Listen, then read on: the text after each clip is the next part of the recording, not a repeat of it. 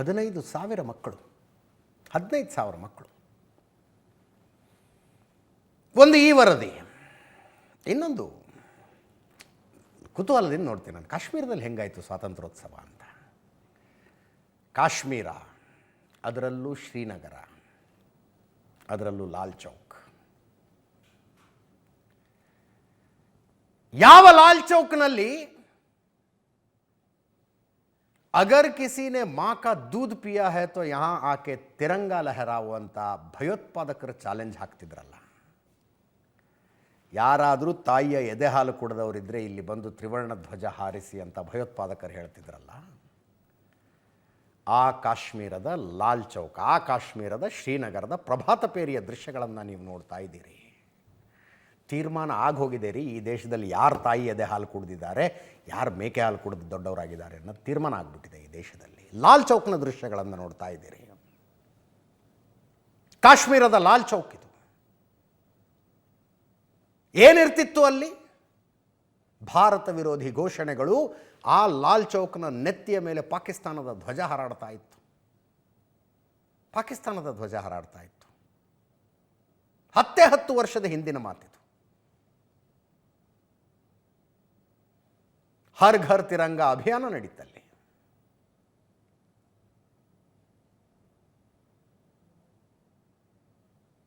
ತ್ರಿವರ್ಣ ಧ್ವಜ ಹಿಡಿದು ಮಕ್ಕಳು ಪ್ರಭಾತ ಪೇರಿಯಲ್ಲಿ ಭಾಗವಹಿಸಿದರು.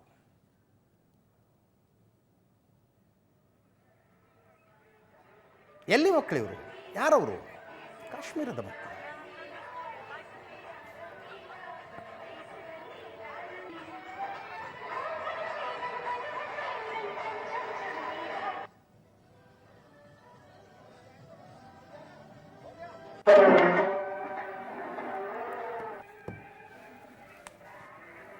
ಒಂದು ದೇಶವಾಗಿ ನಾವು ಏನು ಸಾಧಿಸಬಹುದು ಕೇಳಿದರೆ ಈ ದೃಶ್ಯಗಳನ್ನು ತೋರಿಸ್ತೀನಿ. ಇದನ್ನು ನಾವು ಸಾಧಿಸಬಹುದು ಅಂತ.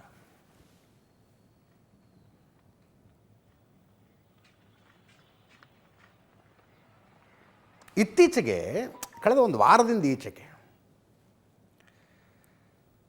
ಕಾಶ್ಮೀರದ ಒಬ್ಬ ವ್ಯಕ್ತಿಯನ್ನು ನನಗೆ ಸಂಪರ್ಕ ಮಾಡಬೇಕಾಗಿತ್ತು. ಆತ ಮಾಜಿ ಭಯೋತ್ಪಾದಕ.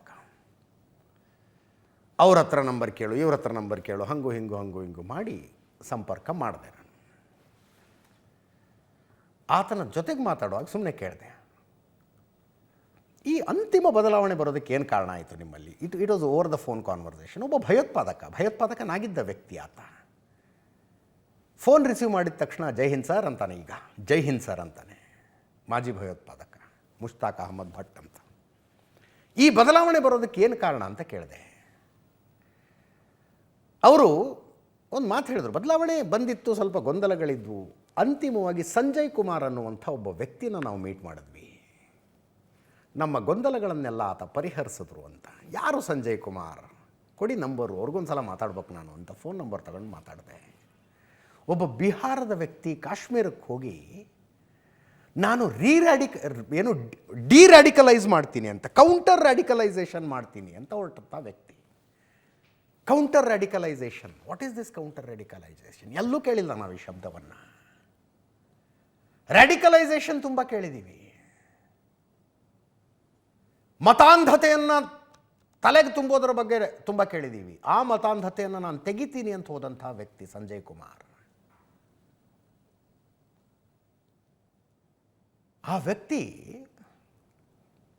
ಯಾವ ಮಕ್ಕಳು 10 ವರ್ಷಗಳ ಹಿಂದೆ ಭಾರತೀಯ ಸೇನಾಪಡೆಗಳ ಮೇಲೆ ಕಲ್ಲೆಸೀತಾ ಇದ್ರು, ಆ ಮಕ್ಕಳನ್ನು ಕರ್ಕೊಂಡು ಬರ್ತಾರೆ, ಶಾಲೆ ಶುರು ಮಾಡ್ತಾರೆ. ಒಂದು ಶಾಲೆಯ ಹೆಸರು ಶ್ರೀ ಕಶ್ಯಪ ಋಷಿ school of unlearning and relearning ಅಂತ. ಶ್ರೀ ಕಶ್ಯಪ ಋಷಿ school of unlearning and relearning. ಅಂದರೆ ನಿಮ್ಮ ಮನಸ್ಸಿನಲ್ಲಿ ಏನನ್ನು ತುಂಬಲಾಗಿದೆಯೋ ಅದು ನಾನು ತೆಗಿತೀನಿ, ಏನು ಆ್ಯಕ್ಚುಲಿ ಇರಬೇಕಾಗಿತ್ತು ಅದನ್ನು ತುಂಬುತ್ತೀನಿ ಅನ್ನೋ ಉದ್ದೇಶ ಇಟ್ಕೊಂಡು ಶಾಲೆ ಶುರು ಮಾಡ್ತಾರೆ. ಇವತ್ತು ಕಾಶ್ಮೀರ ತುಂಬ 90 ಶಾಲೆ ನಡೆಸ್ತಾನೆ ಮನುಷ್ಯ ಸಂಜಯ್ ಕುಮಾರ್. ಅವರ ಜೊತೆಗೆ ನಾನು ಒಂದು ಕಾಲು ಗಂಟೆ ಮಾತಾಡಿದೆ ಫೋನ್ನಲ್ಲಿ. ಅದಾದ ನಂತರ ತಮ್ಮ ಶಾಲೆಯ ಕೆಲವಷ್ಟು ದೃಶ್ಯಗಳನ್ನು ಕಳಿಸಿದ್ರು, ಅವರು ವಿಡಿಯೋ ಕಳಿಸಿದ್ರು. ಒಂದಷ್ಟು ಹಿಂಗಿದಾವೆ ನೋಡಿ ನಮ್ಮ ಶಾಲೆ ಮಕ್ಕಳು ಅಂತ. ಶಾಲೆಯ ಮೇಲೆ ತ್ರಿವರ್ಣ ಧ್ವಜದ ಚಿತ್ರಗಳನ್ನು ಬಿಡಿಸ್ತಾ ಕೂತ್ಕೊಂಡಿದ್ದಾರೆ. ಭಾರತದ ಇತಿಹಾಸದ ಬಗ್ಗೆ ಮಾತಾಡಿ ಅಂದರೆ ನಿರರ್ಗಳವಾಗಿ ಮಾತಾಡ್ತಾರೆ. ಭಾರತದ ಸ್ವಾತಂತ್ರ್ಯ ಹೋರಾಟದ ಬಗ್ಗೆ ಮಾತಾಡಿದ್ರು. ಇಂಥ ಭವ್ಯ ಭಾರತದ ಪ್ರಜೆಗಳಾಗಿರೋದಕ್ಕೆ ನಾವೆಷ್ಟು ಪುಣ್ಯ ಮಾಡಿದ್ವಿ ಅಂತ ಅಲ್ಲಿನ ಮಕ್ಕಳು ಮಾತಾಡಿದ್ರು. ಆ ಎಲ್ಲ ಮಕ್ಕಳು ಯಾರು? ಭಾರತ ವಿರೋಧಿ ಘೋಷಣೆಗಳನ್ನು ಕೂಗುತ್ತಾ ಇದ್ದವರು, ಪೋಸ್ಟರ್ಗಳನ್ನು ಅಂಟಿಸ್ತಾ ಇದ್ದವರು, ಭಾರತೀಯ ಸೈನಿಕರ ಕಂಡ್ರೆ ಛೀ ಥೂ ಅಂತ ಇದ್ದವರು, ಪ್ರವಾಸಕ್ಕೆ ಅಂತ ಕಾಶ್ಮೀರಕ್ಕೆ ಹೋದ ಭಾರತೀಯರನ್ನು ಅವರನ್ನು ಕೂಡ ಆಪ್ ಹಿಂದೂಸ್ತಾನಿ ಹೋ ಅಂತ ಇದ್ದಂಥ ಮಕ್ಕಳು.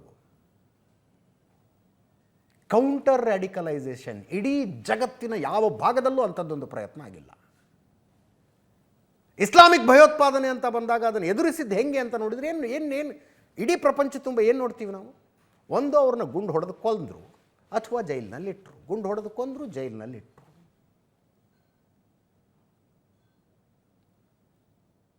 ನಾನು ಸಂಜಯ್ ಕುಮಾರ್ಗೆ ಹೇಳಿದೆ, ಐ ಆಮ್ ವೇಟಿಂಗ್, ನಾನು ಯಾವಾಗ ಬರ್ತೀನೋ ಆ ಶಾಲೆ ನೋಡ್ತೀನೋ ಅಂತ ತುಡಿತ ಆಗ್ತಾ ಇದೆ ನನ್ನಲ್ಲಿ, ಆದಷ್ಟು ಬೇಗ ಬರ್ತೀನಿ ಅಂತ ಹೇಳಿದೆ ಅವ್ರಿಗೆ. ಅಂಥವರೆಲ್ಲರ ಪ್ರಯತ್ನದಿಂದಾಗಿ ಇವತ್ತು ಶ್ರೀನಗರದ ಲಾಲ್ ಚೌಕ್ನಲ್ಲಿ ಹರ್ ಘರ್ ತಿರಂಗ ಅಭಿಯಾನ ನಡೀತು.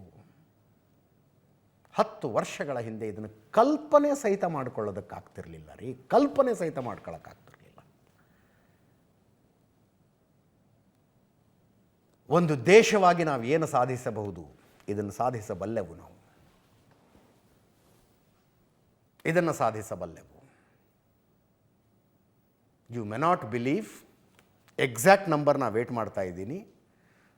ಭಯೋತ್ಪಾದಕರಾಗಿದ್ದವರು ಎಷ್ಟು ಭಯೋತ್ಪಾದಕರಾಗಿದ್ದರು ಅಂದರೆ, ಅವರು ಬಾರ್ಡರ್ ಕ್ರಾಸ್ ಮಾಡಿ ಪಾಕಿಸ್ತಾನಕ್ಕೆ ಹೋಗಿ, ಅಫ್ಘಾನಿಸ್ತಾನದ ತನಕ ಹೋಗಿ ವೆಪನ್ ಟ್ರೈನಿಂಗ್ ತಗೊಂಡು ವಾಪಸ್ ಕಾಶ್ಮೀರಕ್ಕೆ ಬಂದು ಕಾಶ್ಮೀರದಲ್ಲಿ ವಿಧ್ವಂಸಕ ಕೃತ್ಯಗಳನ್ನು ಮಾಡ್ತೀವಿ ಅನ್ನುವಷ್ಟರ ಮಟ್ಟಿಗೆ ತಯಾರಾಗಿದ್ದವರು ಆಯುಧಗಳನ್ನಿಟ್ಟು ಭಾರತೀಯ ಸೇನೆಯ ಜೊತೆಗೆ ನಿಂತ್ಕೊಂಡ್ರು.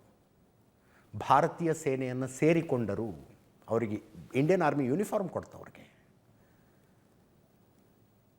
ಅವರ ಯೂನಿಟ್ಟಿಗೆ ಅಶೋಕ ಚಕ್ರ ಬಂತು.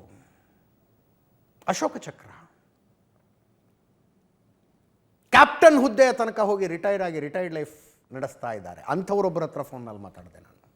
ನನ್ನ ಫೋನ್ ರಿಸೀವ್ ಮಾಡಿದ ತಕ್ಷಣ ಹೇಳೋದು ಜೈ ಹಿಂದ್ ಸಾರ್ ಅಂತ. ಜೈ ಹಿಂದ್ ಸಾರ್. ಆತ ಒಬ್ಬ ಭಯೋತ್ಪಾದಕನಾಗಿದ್ದ ಅನ್ನೋ ನಂಬಿಕೆನೇ ಬರಲಿಲ್ಲ ನನಗೆ. 2 ದೃಶ್ಯಗಳನ್ನು ತೋರಿಸ್ದೆ. ಒಂದು ಛತ್ತೀಸ್ಗಢದ ರಾಯಪುರದ್ದು, ಇನ್ನೊಂದು ಕಾಶ್ಮೀರದ ಶ್ರೀನಗರದ್ದು. We can do it. Long way to go. ಸಾಗಬೇಕಾದ ಹಾದಿ ದೊಡ್ಡದಿದೆ. ಇದುವರೆಗೂ ಸಾಗಿದ ದಾರಿಯಲ್ಲಿ ಇಂಥ ದೃಶ್ಯಗಳು ಕಾಣಿಸ್ತಾ ಇದ್ದಾವೆ. ಹೆಮ್ಮೆ ಪಡೋದಕ್ಕೆ ಇದಕ್ಕಿಂತ ಏನು ಬೇಕ್ರಿ? ಭಾರತೀಯರಾಗಿ ಹೆಮ್ಮೆ ಪಡುವುದಕ್ಕೆ ಇದಕ್ಕಿಂತ ಇನ್ನೇನು ಬೇಕು? ಈ ದೃಶ್ಯಗಳು ನಮಗೊಂದು ಹೋಪ್ ಕೊಡ್ತವೆ. ಸರಿಯಾದ ದಾರಿಯಲ್ಲಿ ಬಂದ್ವಿ ನಾವು ಅನ್ನುವ ನಂಬಿಕೆಯನ್ನು ಹೆಚ್ಚು ಮಾಡ್ತವೆ. ದಾರಿ ತಪ್ಪಿಲ್ಲ, ನಾವೆಲ್ಲೋ ಭಟಕಾಯಿಸಿ ಎಲ್ಲೋ ಹೋಗಿಬಿಟ್ಟಿಲ್ಲ ಅಂತ. We are in a right path. ನಿಮ್ಮಷ್ಟೇ ನನ್ನಲ್ಲೂ ಆಕ್ರೋಶ ಬರುತ್ತೆ. ದೇಶಕ್ಕೆ ಸ್ವಾತಂತ್ರ್ಯ ಬಂದು 80 ವರ್ಷ ಆದಾಗಲೂ ಕೂಡ ಯಾವುದೋ ಸೈನ್ಯಾಧಿಕಾರಿಯ ಮಗ ಓಡಿಸ್ತಾ ಇದ್ದ ಒಬ್ಬ ಕಾರು ದೆಹಲಿಯ ರಾಜಕಾಲುವೆಯಲ್ಲಿ ಬಿದ್ದು ಆತ ಹೊರಗೆ ಬರೋದಕ್ಕಾಗದೆ ಸತ್ತೋಗ್ಬಿಟ್ಟ ಅನ್ನೋ ದೃಶ್ಯ ನೋಡಿದಾಗ, ಸುದ್ದಿ ಕೇಳಿದಾಗ ಆಕ್ರೋಶ ನನ್ನಲ್ಲೂ ಬರುತ್ತೆ. 80 ವರ್ಷ ಆದರೂ ಈ ದೇಶ ಹಿಂಗ ಅಂತ. ಮಧ್ಯಪ್ರದೇಶದಲ್ಲಿ ಆ್ಯಂಬ್ಯುಲೆನ್ಸ್ನಲ್ಲಿ ಉಸಿರಾಟದ ತೊಂದರೆಯಾಗಿದ್ದ 21 ವರ್ಷದ ಹುಡುಗನೊಬ್ಬನನ್ನು ಕರ್ಕೊಂಡು ಹೋಗ್ತಿದ್ದಾಗ ಆಕ್ಸಿಜನ್ ಸಿಲಿಂಡರ್ ಖಾಲಿಯಾಗಿ ಸತ್ತೋಗ್ಬಿಟ್ಟ ಆತ. ಆಕ್ರೋಶ ನನಗೂ ಬರುತ್ತೆ. ಹೌದು, ಆ ವಿಷಯಗಳಲ್ಲಿ ಸಾಧಿಸುವುದು ಬಹಳಷ್ಟಿದೆ. ಹಂಗಂತ ಸಾಧಿಸಿರುವುದು ಸಣ್ಣದು ಅನ್ಕೊಂಡ್ರೆ ನಮ್ಮಂಥ ದಡ್ಡರು ಬೇರೆ ಯಾರು ಅಲ್ಲ. ಸಾಧಿಸಿರುವುದು ಸಣ್ಣದು ಅನ್ಕೊಂಡ್ರೆ. ಯಾವುದೋ ಸ್ಟ್ಯಾಂಡಪ್ ಕಾಮಿಡಿಯನ್ ಹೇಳ್ತಾ ಇದ್ದದನ್ನು ಕೇಳಿದೆ ನನಗೆ. ವೆರಿ ಆಪ್ಟ್ ಸೆಂಟೆನ್ಸ್ ಅನ್ನಿಸ್ತು. 1947 ಆಗಸ್ಟ್ 15ಕ್ಕೆ ಭಾರತಕ್ಕೆ ಸಿಕ್ಕಿದ್ದು ಸ್ವಾತಂತ್ರ್ಯ ಮೋಕ್ಷ ಅಲ್ಲ. ಮೋಕ್ಷ ಸಿಗಲಿಲ್ಲ, ಸ್ವಾತಂತ್ರ್ಯ ಸಿಕ್ತು. ಆ ಸ್ವಾತಂತ್ರ್ಯ 80 ವರ್ಷಗಳಲ್ಲಿ ನಮ್ಮನ್ನು ಇಲ್ಲಿ ತನಕ ಕರ್ಕೊಂಡು ಬಂದಿದೆ. ಹೌದು, ಅನೇಕರಿಗೆ ಅಮೇರಿಕನ್ ನೋಡಿದಾಗ ಅನ್ಸುತ್ತಪ್ಪ, ನೋಡ್ರಿ ಆ ದೇಶ ಹೆಂಗಿದೆ ಅಂತ. ಅವರು ಅಲ್ಲಿಗೆ ಬಂದು ತಲುಪೋದಕ್ಕೆ 250 ವರ್ಷ ತಗೊಂಡಿದ್ದಾರೆ ರೀ. 250 ವರ್ಷ ತಗೊಂಡಿದ್ದಾರೆ. ಸ್ಪೇನು, ಪೋರ್ಚುಗಲ್ನಂಥ ದೇಶಗಳನ್ನು ಬಿಟ್ಟರೆ ಯುರೋಪಿಗೆ ಗುಲಾಮಿತನದ ಅನುಭವನೇ ಇಲ್ಲ. ಯಾರ ಜೊತೆ ಹೋಲಿಕೆ ಮಾಡ್ಕೊಳ್ಳೋಣ ನಾವು? ಗುಲಾಮಿತನದ ಅನುಭವನೇ ಇಲ್ಲ.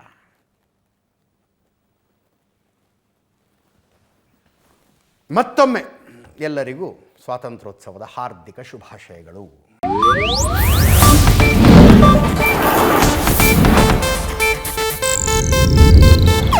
ಇದು ಏಷ್ಯಾನೆಟ್ ನ್ಯೂಸ್ ನೆಟ್ವರ್ಕ್ ಪ್ರಸ್ತುತಿ.